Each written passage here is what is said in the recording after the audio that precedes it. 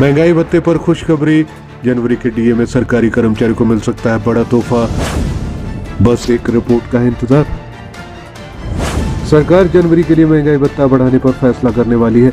इससे पहले कयास लगाए जाने शुरू हो गए हैं कि इस बार कितना डीए बढ़ेगा।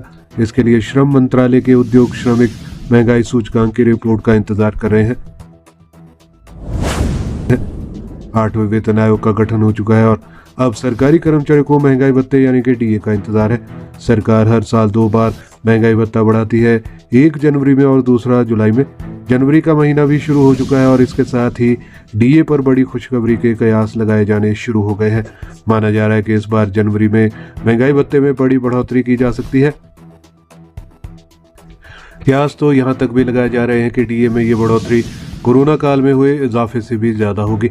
सरकार को अब बस एक रिपोर्ट का इंतजार है, जिसके बाद महंगाई भत्ते पर फैसला हो जाएगा। श्रम एवं रोजगार मंत्रालय की ओर से हर महीने अखिल भारतीय औद्योगिक श्रमिकों के लिए कीमतों का सूचकांक यानी कि AICPI-IW जारी किया जाता है। इसके आधार पर ही हर 6 महीने में महंगाई भत्ता बढ़ाने पर फैसला किया जाता है। जनवरी में डीए पर फैसला करने के लिए दिसंबर के सूचकांक का इंतजार है और कयास लगाए जा रहे हैं कि अगर ये नवंबर के बराबर ही रहता है तो फिर महंगाई भत्ते में ठीक ठाक बढ़ोतरी की जा सकती है। क्यों जरूरी होता है ये सूचकांक? श्रम मंत्रालय की ओर से नवंबर में जारी किया गया सूचकांक 148.2 था और माना जा रहा है कि अगर दिसंबर का सूचकांक भी इतना ही है या इससे ज्यादा होता है तो सरकारी कर्मचारियों के लिए डीए बढ़ोतरी अच्छी हो सकती है। ये सूचकांक बताता है कि कर्मचारियों के मूल वेतन और पेंशन पर महंगाई का कितना असर पड़ रहा है और उसी आधार पर डीए में बढ़ोतरी का फैसला किया जाता है।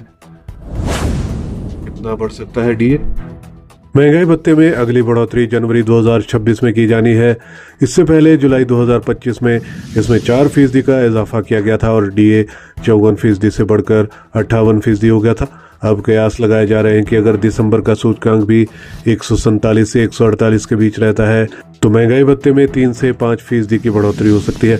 All India NPS employees federation के अध्यक्ष मंजीत सिंह पटेल का कहना है कि अगर सूचकांक 147 के आसपास रहता है तो कर्मचारियों का डीए 3% बढ़ सकता है। हालांकि इसके नवंबर के लेवल तक जाने पर महंगाई भत्ता 5% बढ़ सकता है।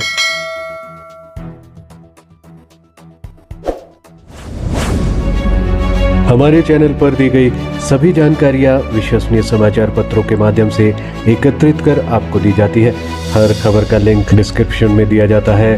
किसी भी खबर की पुष्टि हमारे लिए संभव नहीं है। आप हमारी मेहनत को लाइक, वीडियो को शेयर और चैनल को सब्सक्राइब जरूर करें।